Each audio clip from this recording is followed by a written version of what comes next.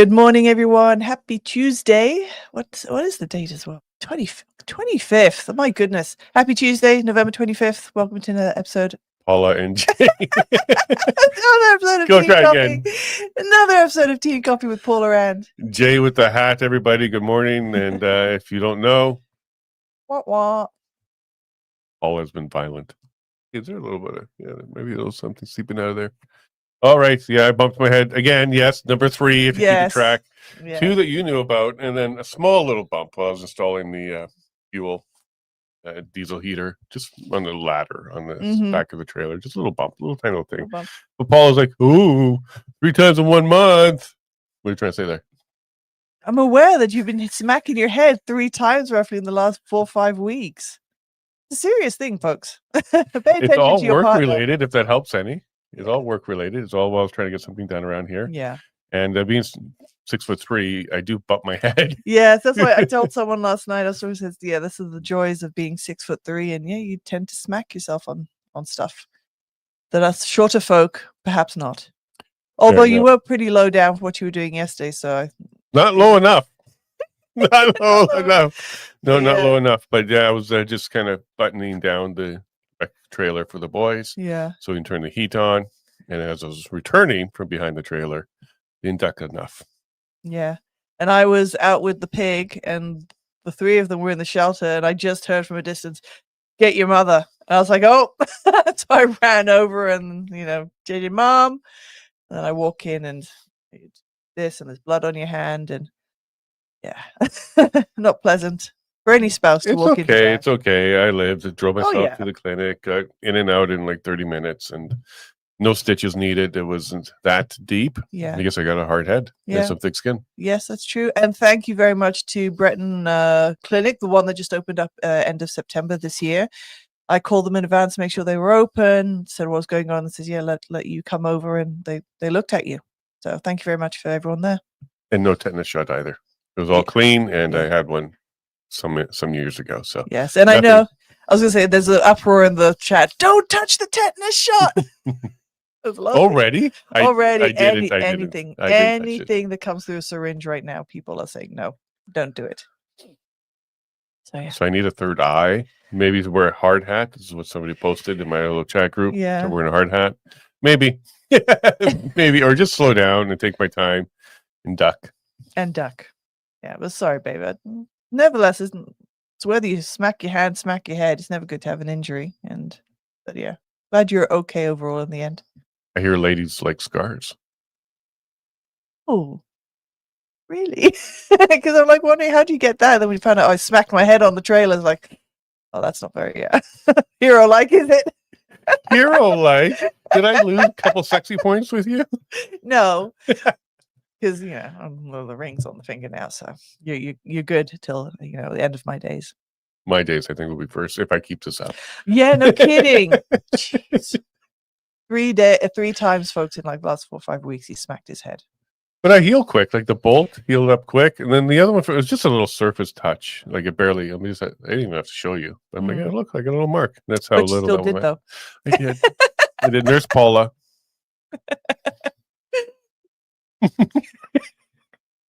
No, he was teasing me all yesterday with regards. I've got to milk this for as long as I can. I have a splitting headache. Yes, it hurt. It did hurt. I had no doubt. I'm sure it definitely did hurt. And for you to want to cut yourself off just to make sure everything's fine, I was like, do the right thing. It was bleeding good, though. Yeah, I didn't have a choice. It was dripping and going down the middle of my forehead, and it was a messy thing. But I went and drove myself there, took care of it, came back, have a little bandage thing. They use little sutures to keep it closed, so it heals all right. Keep it on for 5 days, but he doesn't know my healing. Probably done now. It's probably close. You are super healer. But anyway, no. So that was yesterday. Good chunk of the time was you dealing with that. So you can deal with other stuff that was on the on the to-do list. We got the well all buttoned down, ready to go. Yeah, we're working on the rest of our heating. We've decided not to put underheating under this. The amount of fuel that it uses, because we did the underheating for the trailer, is quite a bit. So for the mornings where our toesies are cold, we'll just have a little space heater. Yeah, and quite honestly, as soon as you said that this morning, I was like, that actually is going to work, because then it's on for when we are here. We switch it off when we're done. Yeah, no, I think that's a much better plan of action for the flooring, floor heat. We already have Senville kicking off over there, and I think we still need to troubleshoot the end of the trailer somewhat, but I think, I think overall we got a good plan for this winter. Yeah, there's a couple of things to close up under the trailer. There's some edging and there's some access holes and Yeah, stuff. I saw one once this we morning. close all that up and button that down, I think we'll be in much better shape. Just slowly get under there and don't bump my head. But yeah, as you see the trailer, it didn't hold up so well. Right. But no, that's what you tell the kids. Yeah. But the boys were great too. They didn't panic or freak out or anything. Jacob came straight over. Daddy, you okay? And I was getting little kisses from him. And JJ, of course, went to go get you. But yeah, nobody panicked and everything was fine. You guys tended to me just fine. Yeah, because we're used to it now.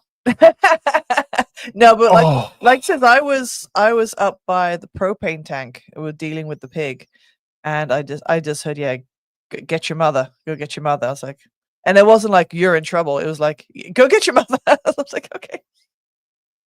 Have a quick peek what's going on. Those ears do work. Interesting. Oh, hey, my ears work just as well as your ears. What's that? Yeah, exactly. Exactly. But otherwise, hope everyone else is injured free over yesterday, unlike you. But yeah, I hope everyone's well and had a great day yesterday. What was on the news yesterday? Other than your cracked coconut. There's a lot to go through.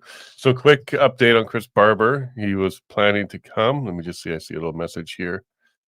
Have to make a call. Yeah, so he's good for half an hour. So he's going to jump on and do the half an hour. So we just got confirmed about that. He was not planning. He was thinking he was going to be snowed in, and then for sure he'd be available. But he's on the road doing some work, so he's going to pull over for half an hour for us. So yeah, we'll be able to have him on. Good to see him again. Yep. Let's jump into the news then. What's the news? And by the way, the hat isn't dirty. I saw this on this side. I saw this. Like, is it dirty? No, it's my hair. It's the silver hair. The silver hair. Yep, silver hair. So don't worry, folks. My hat isn't dirty. I'm old. At least getting old. I'm old. Yeah. All right, folks. Here we go. So we're going to catch up a bit and kind of fly through some of these. So Wiretap once again. He's provided a lot of it. What if your place of worship was turned? But here's the Canada's offering MAID to soldiers asking for wheelchairs, and it's coming after retired RCMP in Nova Scotia.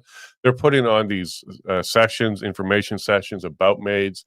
And trying to convince more and more people to take it. That's not what the program was for. It was for suffering. Shame. If you're able to make it to a meeting to get information, this system was not made for you. Pun not intended on that one. Yeah. And this is where we say to our religious folks, you tried to warn us. They said, don't do it. This is a slippery slope. They're going to be using it for everything. You shouldn't be killing people. Comfort at the end of life is the way we've been doing it for thousands of years. Hospice care is something that's very, very well known and done well. And this was supposed to not be this. But here it is. Yeah, come on to the meeting. You can even sign up. I'm sure they got a table because they are using this to get rid of people. And this is not what it was for. So this is why I want to highlight this.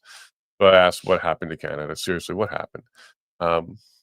This is what we call slippery slopes, folk. You open the door a little bit for something under compassion. For example, like trans issue, some children having issues with their identity and stuff like that, gender dysphoria.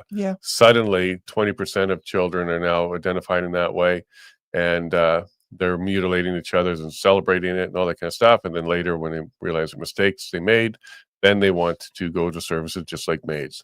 This is horrible. This is disgusting. And we don't have enough political opposition calling for the end of this at all. Like, this is a topic they completely ignored, just like abortion. So thank you to Jason of Wiretap Media for keeping this front and center. And it was never supposed to be this way. No, never. No. Here's April Hutchinson. I think I got that right. She was highlighting here that she got suspended because she said men shouldn't be competing with women. And now suddenly the Olympics and others are agreeing with her. So she's highlighting this, how she took a hit in her sport. I believe she's powerlifting. And this powerful woman is going to be joining us on Thursday. Yay, she's going to have a conversation with us about exactly this. This is quite the topic here in Alberta, as the notwithstanding clause is being used to protect women's sports. That's one of the three laws that Alberta is protecting with that notwithstanding clause. So she's going to be joining us on Thursday to talk about that. And then, of course, my post. This is what a powerful woman looks like. Doesn't look like she has any scars on her forehead either. So maybe she's a lot brighter than I am. Watch where she's going. The episode that we had on Saturday was quite popular. People are liking it. And this has had Mickey Amory, Honorable Mickey Amory, the Justice Minister and Attorney General of Alberta, on. I'm being respectful. One day I'm going to have a conversation with him about some of the injustices we have here. But for now, he popped on to join us to talk about, of course, there we go. There he is right there. And he's got to get a better camera angle. But either case, it was a good conversation about Bill 9, why it's there, why it's necessary, why the underlying laws are necessary, and why it was important for this government to bring these forward and to protect children, parents, and women. Feels so weird to have to say that. I like, know. even if we're on the Titanic, it's women and children first. Like, we all understood that we need to take care of the next generation and the people who take care of the next generation. We should be sacrificing ourselves, put us last on the list. Like when we do meals, feed the kids, feed you, whatever's left over, I'll scrap together there. But this is kind of lost. And I'm actually calling out to the men. A lot more men need to stand up against this. Don't accept men in women's spaces. Make this a lot harder issue. Be louder about it. Because absolutely, we need to protect our next generation and those who bring it to us. I agree, but they don't appear to have the drive, whether it's the low testosterone, but there's no drive to protect. There's no drive to step forward or stand in front of. Some even being penalized for opening a door. So I think it's such a double-edged sword for some of the real men out there, the young folk who are told that, like, okay, you open the door for ladies or for the elderly, and then they go to open the door for a woman. Like, I don't need you to open the door for Listen, me. look, we're not being penalized. What craziness is that? Babe, we're not being penalized, nor are we accepting that. Real men don't care if someone complains like that. And we won't stop opening doors. No, for you, I'm talking about the younger generation coming up. And I'm speaking to them too. No, You're not being penalized. There is mental illness out there, and continue to be gentlemen. Yeah. Full stop. Okay, so these are certainly making the rounds now that X has turned on the location feature, so they can kind of see where your account is based in. And we're seeing here CTV News, CBC News, City News Toronto, Global News, all appear to be in the U.S. Now, some of the caveat here is it looks like they're using VPNs, and we'll get into this with the Liberal Party in a second here. But the question is why? Why is it that they're VPNing all the way to the U.S.?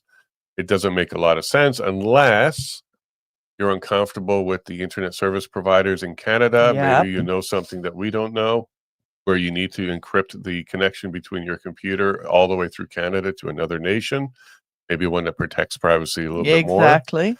Who knows what the reason is? Some people say, well, they may have PR firms down there. That's not how this works. Yeah. There wouldn't be a VPN needed if that was the case. There wouldn't be another person said, well, they're just trying to get the news from the US. Again, that's not how this works. Yeah. This is a connection between their computer and another country. So they, inside the country they're in, can't see what they're doing. It's all encrypted. So lots of interesting things. Not all news does this, but these ones do. And same thing with the Liberal Party of Canada. So I am on, and here's what I put in my post here. So this is making the rounds now. Liberal Party is using a VPN to the US. The question is why? Do they know something about the internet in Canada that we don't? Maybe they want privacy and no, we don't have it in Canada. Mega sus. This is where I'm going with this one, because this is the reason for VPN. You don't want the networks that you're on to see what you're doing. Yeah. And that includes your DNS lookups. So what websites are you going to? And some people said, well, you know, there's HTTPS. You're already encrypted. Yeah. Okay. So if you believe that it's not decryptable, then I feel bad for you. Get out from under that rock. And also your DMs in X, your private messages in X weren't encrypted for the longest time. They started to roll that out now. So was there conversations they didn't want to see people have? Like, why are they so concerned about having a VPN? And could the X be wrong on this analysis? Sure they can. I'm sure there's some bugs to get out, but other parties don't have this, but I believe the NDP do. So NDP, Liberal, and most mainstream media had appeared to be VPNing to the United States. And how do you know it's a VPN? This little explanation point here. That's what this message tells you, is a VPN was detected. And they detect VPNs? Absolutely. This technology has existed for a long time. I think Netflix is one of the first to kind of pioneer it. And what they do is they take the IP addresses of known VPN providers and tag them. Because Netflix went to war against VPN. That's People right. would use VPN to move their country around and then access different Netflix, libraries. yeah. Even though your account itself that you're logged in with could have told Netflix Yeah. which access you have, they weren't doing that. They were using IP-based stuff. Anyways, this technology has been around for a long time to know if you're on a VPN or not, and looks like they're leveraging that. As we move along here, so here's something I didn't know. So Dr. Angela Rasmussen is an American. I'm an American who lives in Canada, she proudly proclaims here. And Canadian politics focus on the U.S. because a supposed ally started an unprovoked trade war, blah, blah, blah, blah, blah, blah. Yeah. Like you may be American, but you sounds so liberal. So when I realized that, I didn't know that. I thought she was from the University of Saskatchewan and just, mentally ill from there. But Not that they're going to catch anything from the University of Saskatchewan. no. It's not a University of Saskatchewan issue. Yeah. She's mentally ill. Yeah. So I asked her to please leave. You are a horrible person. And I reposted her post that she has with Dean Dumblell about the ostriches. It's just so evil. Whether she's doing the ostrich hand or she's doing the devil signal, whatever. She's signaling and she's a goofball. And they look like, I don't know, a couple idiots. I'm not a fan of either one of them. These are propagandists and they push harm. So I'm not a fan. Nico is saying here, JD Vance is 100% right. 10 years of liberal policies have destroyed Canada, not 10 months of Trump. That's right. JD Vance came out and basically said, Canada, yeah, you're screwed. You keep voting in, idiots. And it's really harming you. And Canada just lost to Mexico. So Mexico's now the #1 trading partner to the U.S. When Carney was asked, he said, who cares? Because you're not caring about Canadian trade. Yeah, it's just so silly. It's so silly, but this is all designed. If you've been watching the WF globalists for a decade or so, you know this is what they want. Yeah. It's coming together, and especially us sitting back passively or us having internal fights amongst ourselves is exactly part of the plan too. It's a Marxist dialectic. Is it dialectic? Yeah, and this is coming to fruition as they planned. People in America, some of them are kind of stupid. They are now clogging up Home Depots by buying an ice scraper and then returning it and then repeat. So they're taking up all the self-service here. And this is a type of protest. Now, when you break this down, why are they targeting Home Depot? Well, because illegals are usually found there because they want to work illegally. So if you want to do some home improvement, they're like, I'll help you there. And basically slave labor. They'll take whatever you can. It's under the table.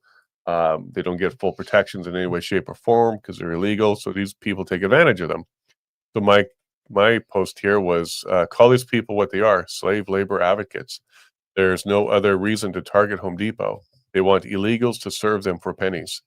This is exactly what they're protesting. Yeah, it's been quite disturbing when we see some people talk about, hey, ICE, leave these people alone. Who's going to pick our fruit? Who's going to do this? Like, you're advocating for them to be incredibly racist. Incredibly. And I'm like, wow, because you should be advocating for better wages for all as opposed to and legal. And we need, but instead of saying we need to keep the illegals because they work for such low pay. Yeah, they're advocating That's crazy. for slave labor. Absolutely Modern slavery. crazy. Yeah. All right, so Alberta Independence Reason 1791. We're making our way up there. We'll be up to 1800 soon. Alberta can absolutely afford to be a nation. In fact, compared to many sovereign countries, we're already stronger. You may not know this, everybody. We rank in the top 5 for global oil reserves and top 10 for natural gas production. Our economy is larger than countries like Ireland, New Zealand, and our landmass exceeds France, Germany, and Japan. Nations with fewer people, fewer resources, and smaller economies thrive independently, and Alberta outperforms most of them. We have the land, the wealth, the resources, and the population of a fully developed country. The only thing we lack is control over our own future. In a strong and free Alberta, every dollar earned here would stay here, building prosperity for generations. When people say things like, you can't be a country, there are countries that are smaller than us in land, in resources, and population, and they're doing just fine. We absolutely can. In fact, we would be in the top, I think, 97 percentile when it came to GDP. We would do quite well as it stands now. Now, imagine if we can open up our taps even further. That's right, exactly. We could really try to fulfill the potential we have. Yeah, because all these numbers are what we do today. Imagine if we open the door, it'd be a lot bigger. Trade, production, go after more resources, poke around the ground and see what else we have in there. If we were not held back, we would absolutely be a lot wealthier. Yep. And quite frankly, we could trade quite well with the former country of Canada and do other things with them and maybe help them go through some of their desperate times as they're going through that. As we move on here, I do want to highlight this account, though. Actually, I'll get there in a sec. I don't even know who this Jason on the drums is, but they, them has me blocked. I just wanted to comment that 100% of morons makes up stats on X. Show your work, Jason. And the reason why I'm highlighting this is this person posted 70% of pro-UCP Alberta separatists are not even Canadian. The real question is who's paying for this? And pointed to one account who admitted that they were traveling in the U.S., doing some posts from the U.S. But how do you get 70%? And what is a pro-UCP Alberta separatist account anyways? They're just quite frankly goofballs out there that just make stuff up and post it. So I wanted to call this goofball out. And I was kind of surprised. Every once in a while, I'm like, what? I'm blocked? I don't even know who you are. I've never commented to you. So I guess my work speaks for itself, and I just get preemptively blocked by some people. No. And one of my new favorite pastimes is finding those accounts because I'm like, oh, there's a comment. Oh, I can't comment on their comment. All right, I'll return the favor. Because they're commenting on my stuff, but I can't comment on theirs because they put a block on me. So I'm like, all right, let's return that favor. That's one of my favorite little pastimes now. And we had Helen and Jody on yesterday. It was a good episode. Good, smart, strong women, Alberta women who are fighting hard to be on the UCP board to bring a little bit of change and bring the party together and bring the grassroots voice forward. So check that out, especially if you're going to be at the AGM to vote. Helen Holder and Jody Gateman are two great options if you can vote for them, because I believe Jody is Southern Alberta, so you have to be in the Southern Alberta area to vote for her.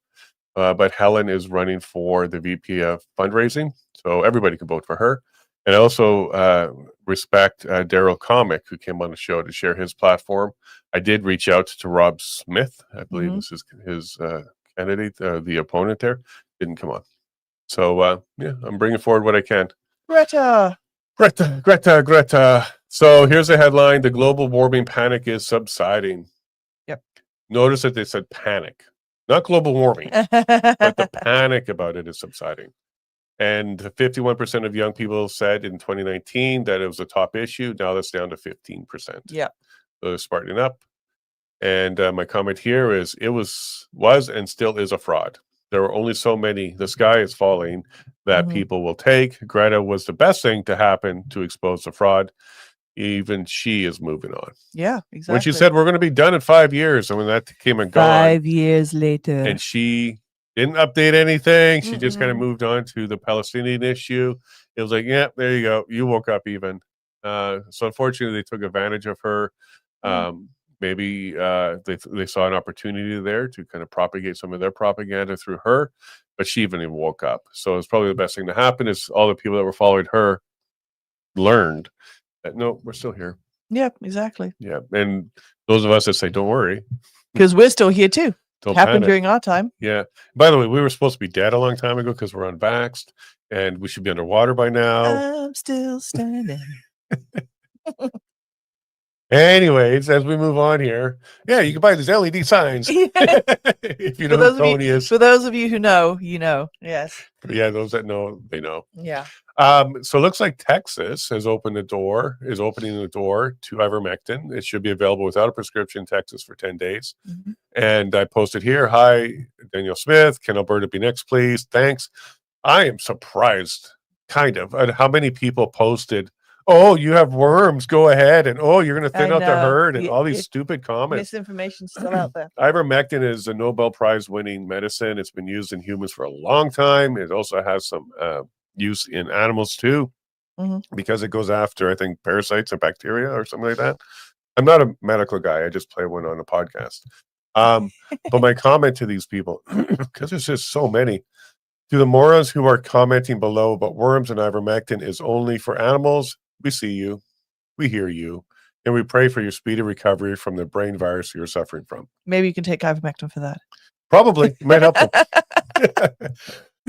But anyways, they're still fear-mongering. They're still doing the stupid stuff. Even CNN has moved on after the Joe Rogan horse paste stuff. Like, come on. This is even a little bit of research. This is for humans. This helps in a whole bunch of different ways. Here's the account I want to highlight to you all. So if you're on the podcast, go to X and look for Rise of Alberta. Great work being done there. A lot of infographics being created with facts. And there's 4 of them here that I'm sharing. So great work by Rise of Alberta for providing well-researched and factual information about Alberta independence. Give the account a follow. You'll thank me. So many. So do go check it out. I'll go pop it in the link for everyone. Yeah, please do, because they're obviously doing some good work. They got some skills. They're doing good research. This is all factual stuff. And just displaying it in a way that's easy to consume and understand. Because the Alberta independence issue is a large issue. There's so many moving parts to it. It's not just landlocked. This is addressed. Actually, we're not landlocked. We're landlocked inside of Canada. Canada landlocks us. But if we were our own nation, we wouldn't be landlocked. And other things coming down the pipe, pun intended. But do check it out, because this person, I believe it's a he, I'm not sure, I don't want to presume, doing a fantastic job. So go watch and subscribe to Rise of Alberta. So Don Davies, the interim leader of the NDP party, sitting here trying to flex. 6 million Canadians are now covered under the NDP's dental care plan, saving people an average of $800 per year. Dental care is primary health care. New Democrats won't stop fighting until every Canadian can access a dentist with their health card instead of their credit card. All right, Don. My post to you is 40 million Canadians were held hostage by the Liberal and NDP deal to prop up the Liberal minority government in order for the NDP to get to the dental program. According to Don Davies, the price to sell out Canada was $800. Yep. So look, I totally am for trying to help people that need the help. I get it. And dental in some cases certainly can be healthcare. It depends on what kind of issue you're dealing with. Cosmetic, of course not. But in either case, this is what the NDP got out of the deal. They were very vocal about it. Yeah. And they propped up Trudeau's government. He harmed many Canadians. And the price tag was $800. Yep. Thanks for sharing that. Oh, and here's my injury. So those that can't see it, it's a vicious wound across my entire head. It's approximately, I'd say, 30 centimeters or so. It's across my head. I was more concerned about my hairline. I don't want it to shrink any further. And my little post here is, what's the most shocking thing in this photo? My hairline, the silver color, or the gash? Yep, I bumped my head, and now I'm waiting for the doctor to see what kind of damage I did. And big thanks to my wife and the boys who sprung into action to tend to me. Love you lots, moi. And then my little follow-up here as we get ready for our guest is all done. Metal bar 0, Levine 1. I live to fight another day. Yay. Yeah, I know you're pleased about that. And as our guest is getting set up, we'll give 1 minute as we finish up the news here. So the question was asked, when did you discover climate hysteria was a scam designed to tax the world into poverty and rely on the government? Thanks, Nick, for the question. My response was when they changed the name from global warming to climate change because the world cooled. Yeah. Instead of celebrating, they pivoted. That's a hallmark of a scam. For sure. Instead of saying, yay, we succeeded, we're no longer warming, they changed the name and continued with the scam. And just called it climate change, because climate change can be up, down, all around. Yeah. It doesn't matter anymore. I got to give their PR team some credit. Oh, yeah. Well, so, I'm telling you, one was hired. There would have been a focus group with a bunch of options. And yeah, for sure. Yeah, for sure. So just pay attention. Like, I've been around long enough to the hole in the ozone that went away. Other issues like acid rain, that's not an issue anymore. Yeah, no, there's a comment here. Where is it from? Colleen. I've survived 60 years of climate predictions. Yeah, fair enough. Pauline, we love you. Yeah. You got some great comments in the chats. All right, let's bring in the big man himself, Mr. Barber. Good morning. How are you? Good morning, everyone. Hey, you're in Big Red right now. I am. I'm stuck in a snowstorm in North Dakota right now, and obviously 12 feet wide, so I can't travel in on the adverse weather conditions. So it looks like it's a snow day for me today. House arrest. So the Liberals are doing everything they can to stop you. Yeah, exactly, right? This darn climate. Yeah. Well, nice to see you, Chris. It's really awesome that you make the time to come on. Really appreciate that. You're very easily approachable, and you do spend some time with us to hang out. But tomorrow's a big day for you. Tomorrow is when, I guess virtually, you'll be doing Zoom to get to the Ontario court, because they're going to be discussing whether or not you can keep the vehicle that you're sitting in right now. Yeah, I actually have to call the lawyer. There's been so much going on the last while with work. I've decided that I just kind of tapped out mentally with all this. So I got to phone the lawyer and find out exactly what tomorrow's about. I know the Crown sent about a 65-page document on their case, I guess, trying to have my parents disqualified, and they're just it's unheard of. It's just it's more than most people could mentally deal with, and sometimes you just have to take a break from it, I guess. So I'll phone the lawyer this morning and have a chat with her and find out exactly what tomorrow's about. More arguments on how the government's trying to destroy a man's livelihood because he stood up against the overreach. So when you say have your parents disqualified, what does that mean? I don't understand that part. So I was in issues in February, after February 2022, obviously being sued, being charged, having my bank accounts frozen, put my credit into a bad circumstance. So I needed to find a way to get Jonathan's truck up and going. And so I sold my truck. I sold Big Red to my parents. Money was exchanged, transferred. I was able to then secure Jonathan's truck and put him to work. And we did that legally. We bill of sale was all included. I kept Big Red under the company and kept working it, making my living with it. But my parents legally own that truck now. So that happened in June of 2022. And the Crown then, after the guilty verdict in April, decided they were going to forfeit. They wanted to forfeit the truck and destroy it.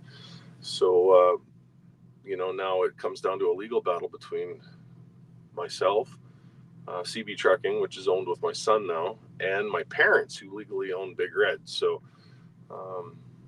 just circumstances. And it's just, we didn't know that the Crown was going to grasp this low, obviously, at the time. And I was more interested in trying to secure funding for Jonathan's truck to get him up and going so he could be part of the business. So it's just a lot of legal rambling back and forth and lawyer bills that we have to pay. Well, that is the ultimate definition of punitive then, because you don't even own the truck. They're trying to seize property from an unrelated a person from the events that you were charged under. Your parents weren't there. And they're kind of using the relationship that you have as a more punishment to you. So the process is definitely punishment. And you said that they want to seize and destroy. So they're not even trying to seize and auction it in order to recoup some costs or anything like that. That's not their argument. They literally want to destroy it, like the ostriches in BC. Just completely symbolic of what it represents. Yeah, 100%. And it's my living. It's my livelihood, and it's a truck that I've raised my children in. Tomorrow will be 22 years that I have owned Big Red. In November 26th of 2003, I picked this truck up from the dealership in Kenworth in Regina, Saskatchewan. Brand new. It was the biggest loan that I'd ever had, and I struggled for 5 years to make those big payments on it. And I fell in love with the truck, so I've kept it. It's my history. It's my baby, I like to call it. It's something, it saddens me right now. I'm sitting in a snowstorm with it right now because, I like to usually try and park it in the winters now, but it's not going to happen right away this year. So. And here's the thing, it's used it for work. So you're transporting large machinery around. I see a lot of your pictures that you put out there, like some massive machinery. So you're helping farmers, you're helping industry, you're helping Canada and Saskatchewan continue to build. And you even cross the border sometimes with this, right? Like you actually do big loads all over the place. Yeah, I loaded a Case 9260 combine yesterday in Grand Island, Nebraska, and I made it into North Dakota last night when roads were still good. I woke up this morning to 2 inches of snow all around. It's just white. And of course, you're not allowed to travel oversized in adverse weather conditions, especially in the United States. So sometimes we can get away with it in Canada, but so I'm literally probably parked for the day. I'll maybe get a hotel room for the day instead of idling the truck. My batteries will only last so long, and I do not like idling all the time. So. And then what arrangements do you have to make because of your conditions? You have to let somebody know that, hey, I'm stuck in a snowstorm. I got to go get a hotel room. Like, do you have to get basically permission from the government at this stage? I do, yeah. I deal with a probation officer, so emails back and forth. I actually knew the storm was coming. The weather warnings were out yesterday, so I emailed her right away and I said, look, there's a storm I'm going to be coming into. Probably 80% chance that I'll be parked for tomorrow, which will delay my week by, a day. And so she sends back the schedule. Everything that I do in a week has to be listed on a schedule. So I found local running around home doing local deliveries for farmers is it's quite tricky with the schedule. She wants to know where you are and where you're going to be and where you're staying. And whereas if I go to the States and do a U.S. run, I cross the border and I kind of, this is what I need to do. I need to get to Nebraska, need to get back, and then I don't have to be so technical on my times that. So I'm finding that it's probably best just to do some U.S. runs, get out and stretch my legs. And I'm still under house arrest. I'm still have conditions. And I'm working. So. Well, you have a good attitude about it, and like frankly, if you get to know you, losing to my son in an arm wrestle, you have to have some humility because he's quite strong, and you've lost a couple to him now. But I know. you kind of said something that was important there. You cross the border to the U.S. frequently while under house arrest, and you feel a little bit more free when you leave Canada. Well, I was saying this last night to some people. I said I think it reminds me a little bit about the COVID times. I used to cross the border all the time during the COVID, and I would come into North Dakota here, and the mask rules were relaxed. You weren't having to show a COVID vaccine passport to get into a restaurant. And I think that was one of the things that made me so angry leading up to Convoy. It was like, I go across the border and it's a completely different way of life. And I come back to Canada and now I have to show another app to get back into my own country. And I have to show a passport to eat in a restaurant. And, the government was just demonizing more and more people and dividing more people. And I didn't see a need for it. And I feel kind of like that right now. I cross the border and it's almost a sense of freedom. I don't have to worry about the RCMP knocking on my door at 3:00 in the morning, like they did to Tamara last week. That was Medicine Hat City Police did that. At 12:30, woke the whole household up to do a curfew check. So just a peace of mind and a little bit more freedom, I guess. I feel it. Yeah. Well, the good news is you're still able to do that. So you're able to cross the border with your conditions. And how important is Saskatchewan-U.S. relationships to businesses like yours? And when you have the Liberal government saying things like, who cares about trying to negotiate with Trump? What kind of impact does that truly have to people like you who actually do a lot of work in the U.S. and Canada? It's affected my business, but like most businesses, I adapt to those changes. So the U.S. stuff right now is definitely slowed down. Where we would normally have trucks running back and forth into the States, it's dwindled. We're probably doing about 5 loads now compared to what we did a few loads would have been about 20 loads a few years ago. So it's definitely affected the business, but we adapt and then we just start doing more stuff around home. There's always work. You just need to find it. And that's our motto. I think it's actually the Trump tariffs have actually affected U.S. farmers a little bit more. I'm finding a lot of guys in the States that are buying used equipment in Canada right now are having a really, really hard time getting that into the U.S. and they have to pay a tariff on that now. So I know from personal experience dealing with some of these people in the U.S., they're a little frustrated with the fact that it's now costing them money to buy something from Canada, and it's not really costing Canada very much because the Canadians don't have the tariffs like what the U.S. does. And I just saw a headline this morning as I was going through my little news feed. Saskatchewan's talking about doing more through the U.S. instead of BC. So they're not pleased with what BC's doing. So a little bit more of the transport through the U.S. Did you catch that headline? And does that make sense to you? I haven't looked at anything yet this morning. I've been dealing with some other stuff, but I'll look into that. One thing I'd like to mention is I've been approached by the Saskatchewan Prosperity Project to help them start that conversation in local communities all over Saskatchewan right now. And there's town halls happening. One happened in Prince Albert last night. I believe there's one. It's just going to continuously go. And I've been asked to be a part of that. And I gave a little bit of a Zoom speech last night in Prince Albert. I don't know if I hope I use my words properly when I say this. I've seen the best in Canada there during Convoy. I've seen how Canada rallied around that flag again and we came together. But in the last 4 years, I've also seen just how vindictive and evil this government is and how vicious they are towards anyone that dares to question them or stand against them. And I think that it's time for a discussion, just like what the APP is doing in Alberta right now. The Saskatchewan Prosperity Project is going to do the same thing in Saskatchewan. Let's have this conversation. We'll find out what our options are, ask a lot of questions, get involved. There is no future right now under this current government and the way that they're endlessly spending money and burying our children and our grandchildren in debt. So that's one thing I'd like to mention here today. That's I'm really excellent. glad you Yeah. mentioned that. Yes, and the SPP kind of spun up over the last few weeks. I guess inspired by the APP, because Yes. having the conversation is what they're focused on. It's not a political party; it's Mhm. a education Yeah, movement. It's to provide information. Which, by the way, you're going to be attacked. I thought you were a patriot. You should be for Canada first, because you even No. have the conversation that's going to happen to you. Yeah. I've got children right now that can't afford a house in this country because of the actions of this government and the inflation that's been caused. And when I look at the budget that was just released a few weeks ago, and putting our country farther and farther in debt, it's clear to me that Ottawa is not. They don't care about us out here. They don't care one little bit. And you look at Quebec for an example. They've done a great job at threatening this separation for so many years, and look at what they've gained out of it. I mean, here we are with all the resources. We are self-reliant. We have an amazing relationship with the US when it comes to trading that energy. Why wouldn't we take our future under our own hands instead of letting the government destroy it for us? Yeah, so you've been paying attention to what's been happening in Alberta Yeah. for sure. And one of your best friends is here in Alberta, Medicine Hat, or maybe it's Jason Levine too, but Tamara. So she definitely is watching this conversation as well, because it will affect all of us here in Alberta. And it's harder and harder to say no to this kind of movement, because every single week there's something Yeah. that comes out of Ottawa, whether it's a Supreme Court decision to remove the mandatory minimums on people that go after children, to the actual budget, which is going to bankrupt Canada faster than anything else. Yep. Like every week, there's something new that comes out of Ottawa that makes you go, yeah, like, are they actually trying to destroy us and harm our children? It's looking like they are. Yes.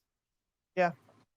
They are. There's an evilness about it that I've been able to in my situation in the last 4 years, watching what they're doing right now. This is something, we're the perfect example of why Ottawa has lost touch with the West. They have been vicious, and they have attacked, and they're continuing to attack. They're not going to stop with this. So, and then that won't help our situation out right now with our conditions, of course, if independence happens in the West, but it'll help our children's future out right now, who are going to be buried in debt for the rest. We're never going to see the end of this. I don't know where in the Liberal playbook, buying votes for the next election is such a good thing for Canada. All they're doing is worried about themselves and keeping the power right now. So. Yeah, and I think what you're referring to is, I think, Senate Bill 206, which is basically universal basic income. It's in second reading. It's in committee now. It's probably going to get fast-tracked through the House with the NDP and Liberals in there. They'll team up for that one For sure. and pass that one through. And that will be the death nail for Canada's sovereignty, because we can't afford that. And I'm not sure if you paid attention to what happened in Greece, but when they went and got a bailout from the International Monetary Fund, wasn't able to service that debt, austerity measures came in. The IMF basically took over control of all their spending, their taxation, their programs. And pay close attention. If you're on the Liberal side, the first thing they cut was all the social programs. So all the stuff that you think you need to depend on, those were the first things cut. So pay attention. I've been calling this out ever since Carney kind of sniffed around Canada again a year and a half ago, that his goal is to make Canada Greece 2.0 and get us into the International Monetary Fund system, like a lot of African countries too. Have you been paying attention to that, and you see this coming? Oh, things have been so busy the last while. I've been trying really hard to keep up with my workload. If I'm not trucking, I'm fixing something in the shop, and if I'm not fixing something in the shop, I'm working in the office. I do a really good job at trying not to turn the media on. I do watch a little bit of legacy media every morning when I'm doing my paperwork, just to kind of catch up on how they're lying to Canadians, and so I can be aware of that. But there's a lot of things coming down the pipe at us right now.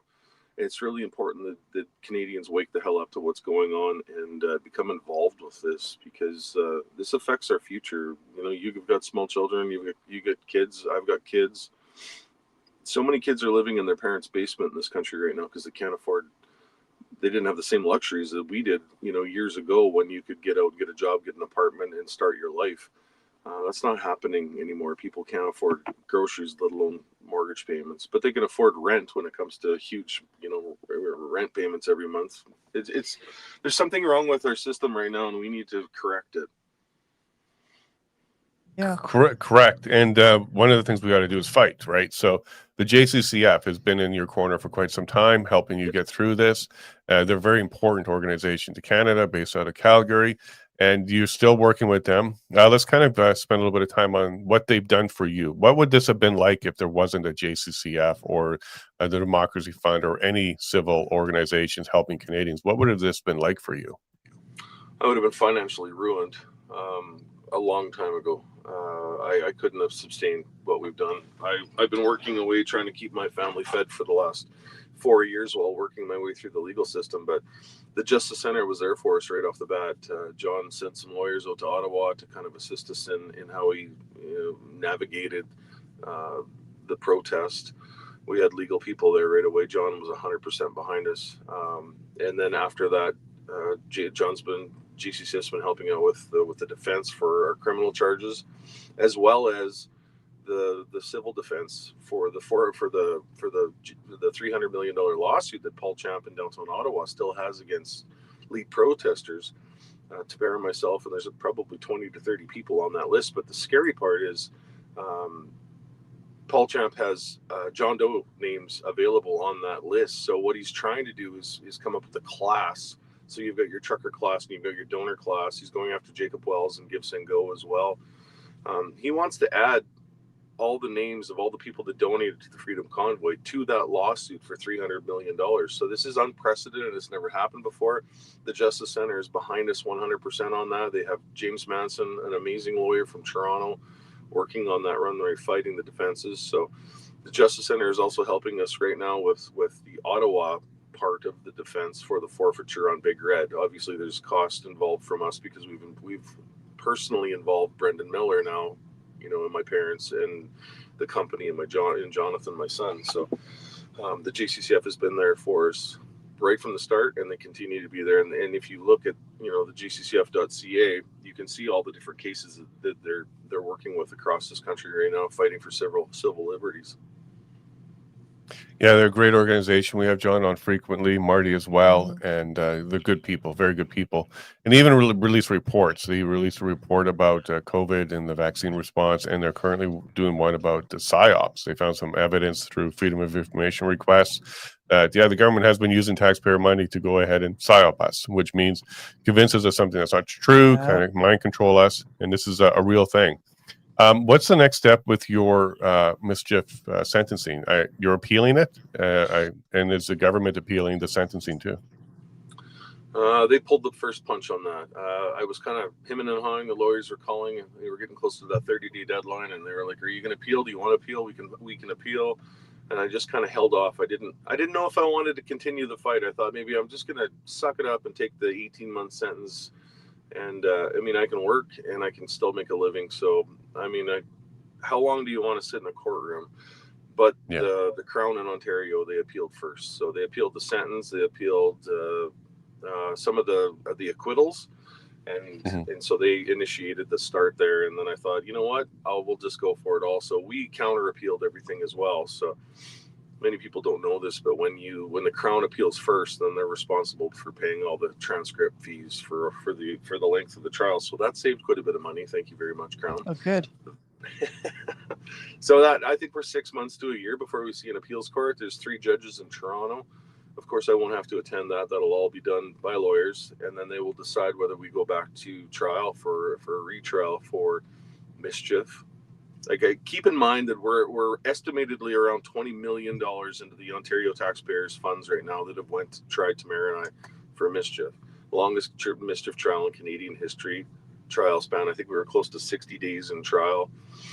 140 days gone from home throughout the course of it, and countless trips back and forth. It was 8 trips from Saskatchewan to Ottawa for trial. So this has taken a lot, I think a lot more than people understand, and we're still standing, and we stand proud and dealing with the Fantastic. Yeah, we're proud of you, Chris. You keep that strength going for sure. It just seems so malicious. That's the right term. Yeah. The process of punishment. And when you say 20 million, that's the Crown's cost. There's also your cost too. Yeah, they have a blank check. They're just going forward. Yep. They keep coming. I don't know if it's they're trying to break you mentally and physically and spiritually and financially, but thanks for so many people standing behind us and helping us out. We had a fundraiser in Swift Current.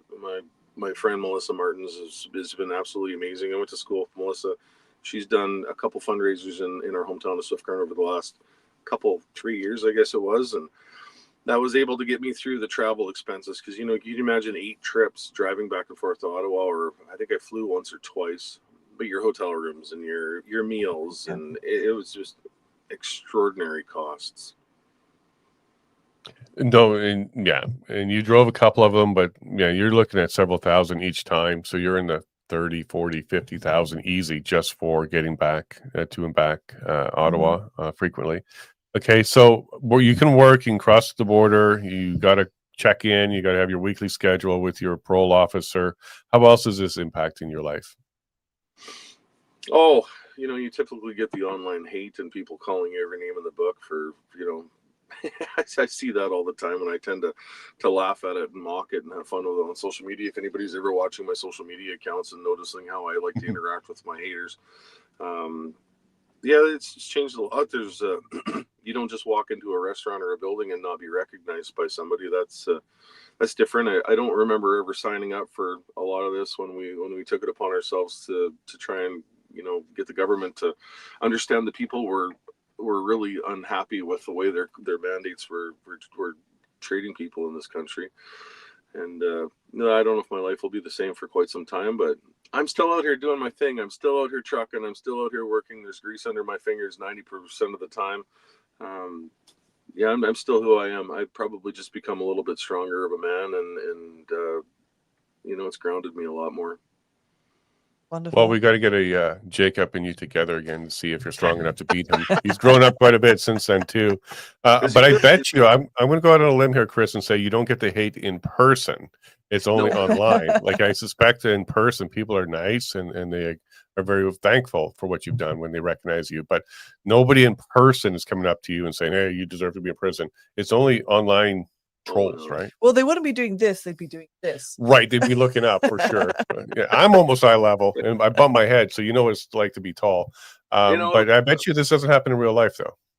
No, and quite opposite. I see so much support in real life. I was in Grand Island, Nebraska, waiting to load a combine, and a guy pulled in beside me, and he was from Wyoming, and he knew all about it. He said, "I never thought I'd actually see this truck in person." The week before that, there was a young lad that walked across the parking lot too, and he said, "Same thing. I can't believe I'm looking at Big Red, and I can't believe I'm meeting you." So of course I asked where he was from, and he was from North Carolina. And trying to get home for the Thanksgiving long weekend. So there's support all across this country. Big Red rolling on the highway. There's always people, giving me shout outs on the radio and horns honking and waves. It's pretty awesome to see, and I really appreciate it. Yeah, no, we don't sign up for this, but when you're recognized and thanked in public, in person, and every once in a while there's someone who sheds a tear or two, because what happened when you stood up like that, you actually saved, I think, a lot more people's lives than you'll ever know, whether they were having dark times, trying to deal with things, or they were thinking about taking steps further. You provided a lot of hope for a lot of Canadians. And I would say it's easy in the 10,000 range of people's lives that you saved, not just touched. I don't like the word I. There's no I in team, because it was we.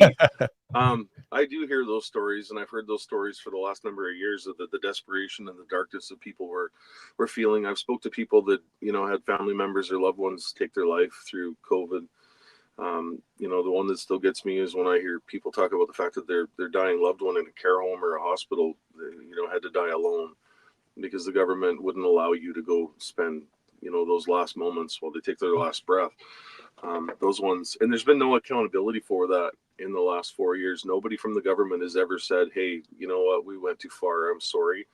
You would think that they would like to do that, but they double down, just like they double down with this case when it comes to the forfeiture and the legal problems. So this is what we're dealing with in this country right now. Now there could be a silver lining here, because God has his plan, and maybe you're still executing it, where this could be overturned and could be upheld, and the government can't do these kind of things. There's still an opportunity here where things do go, the right way for the rest of Canada. I know that helps fuel you as you're continuing this journey, that actually this might be overturned, and you might have this reversed, and there may be that civil case could be thrown out. Like, this still may turn out all right for Canada. Well, one thing you got to remember too is God is in control, and if you have faith in that, you don't have to worry about how you walk. Sometimes you feel like David, and all you have is a rock in your hand, but um, you just know that the presence of God was there during convoy. Anybody involved with convoy felt it. You don't put that many vehicles in a row and travel across the northern Canada winter and not have a single issue. So having some faith in it, knowing that you're on the right side of history, and knowing that you're looked after has been probably one of the strongest things that I've known right from day one. So maybe that's why I have as much peace as I do, and knowing that I'm okay and things are going to be okay.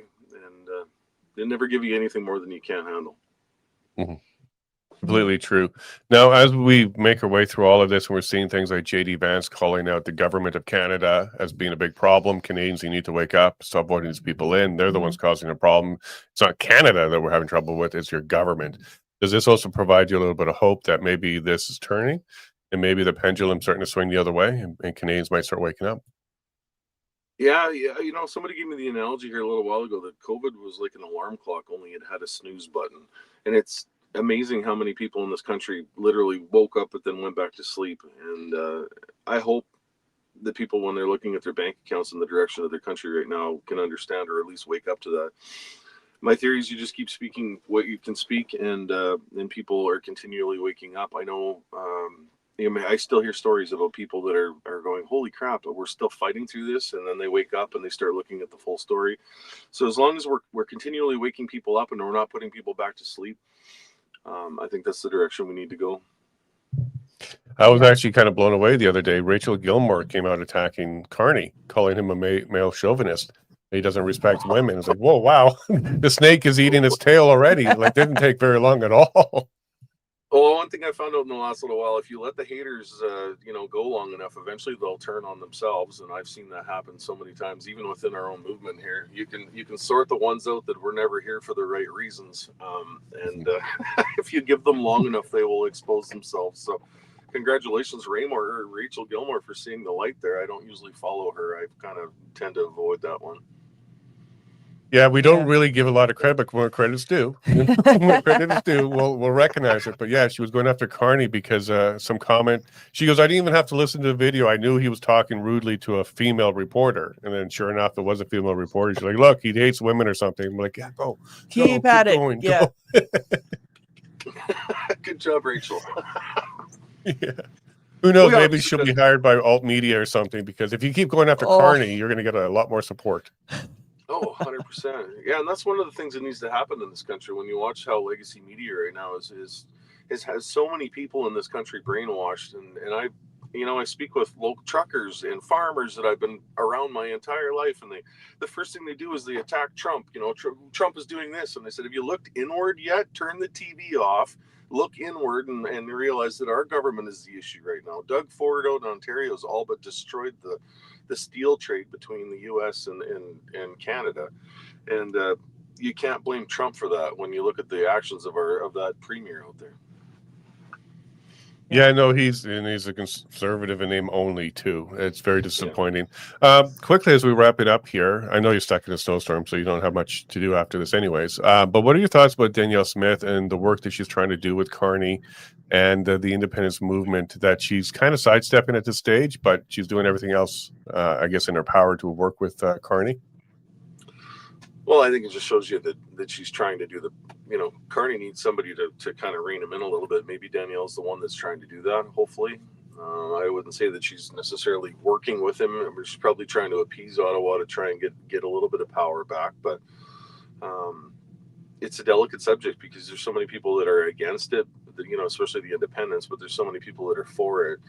And, basically uprooting this entire country because of one city out in the east right now that's destroying it is something that I'm kind of searching for too. It's like, can Canada just not separate from Ottawa? Because I think that's what the actual problem is right now. But I like Danielle Smith. I think she's doing an amazing job. She's probably one of our finest premiers, and of course she's up against a lot right now. She's got a lot of pressure from both sides and trying to keep everybody happy. This country's so divided right now, and she's got to find that thin middle line to try and ride. Well, let's maybe start a petition and see if Canada wants to return Ottawa back to First Nations as unceded land, and maybe they can go ahead and take over, because I think you actually make a good point there. There's a good chunk of Ontario that is not supporting this. It's mostly sure. rural for sure. So yeah, maybe Canada has a little bit of a issue just in that Gatineau area. Yeah, I've seen it. When you look at the city of Ottawa's symbol, it says it all. And once you see it, you can't. 666. Yes, I was going to post that on social media, and I was kind of hanging off on that one. But once you see it, you can't unsee it, and then you see why our country is where it is. Completely true. And with the billions sent to CBC and the rest of the media apparatus, state-run media, nobody's holding them accountable except for people like the Freedom Movement, what we're trying to do here in little old Alberta, and keep fighting. So, Chris, what we're going to do is, if you have a few more minutes, maybe we'll hang out in our private group for a couple minutes as we say goodbye to the public. But do you want to leave any messages for the rest of Canada, except for Ottawa? We'll leave them out.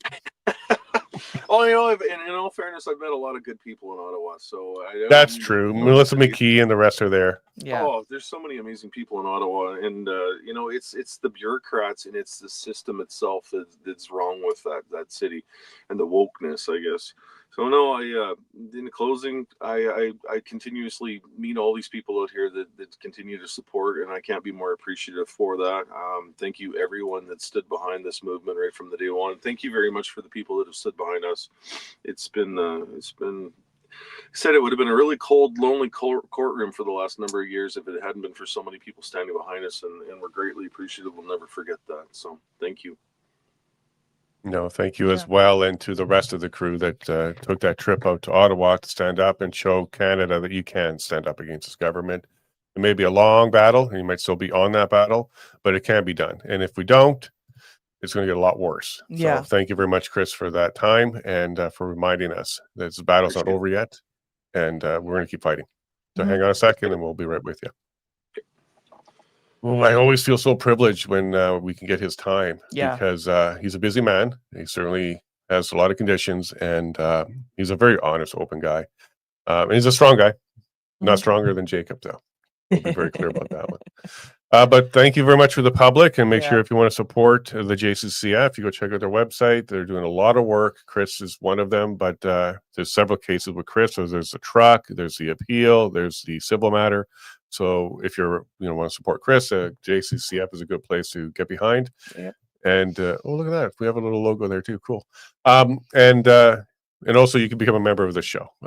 We just crossed the 300 member mark, 100 supporters. So thank you very much for everybody doing that. And you can also subscribe and share this out. We are growing on YouTube. We seem to allow these conversations now. So make sure you share that out. And I really appreciate everybody's time here today. Thanks for hanging out with us. And if you're in the snowstorm that Chris is in, take care. Be safe. And if you see Chris on the road, give him a double honk and shake his hand if you can catch him in the parking lot. Yeah, everyone, I hope you have a lovely rest of the day. Stay warm because it's chilly over here, but the sun's going to be coming out.